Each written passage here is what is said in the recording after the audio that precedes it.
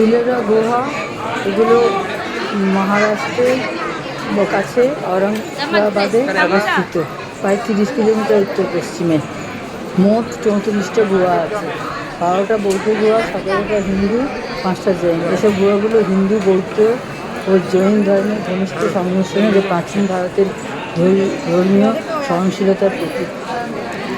গুহাগুলির মধ্যে সবচেয়ে জনপ্রিয় এবং বিখ্যাত হল F16 গুহাটা।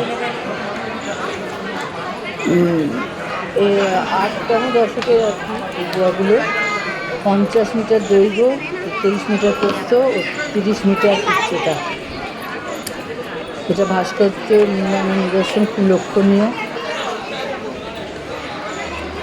প্রতিদিন সকাল 9টা থেকে বিকেল 5টা পর্যন্ত খোলা থাকে।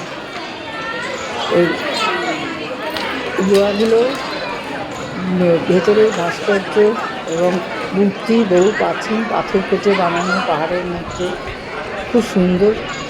অনেক কিছু এখন ধ্বংসের দিকেই চলে গেছে, অনেক মূর্তি টুর্তি অনেক কিছু নষ্ট হয়ে গেছে। তার মধ্যেও অনেক কিছু জিনিস আছে যেগুলো ভীষণভাবে দেখা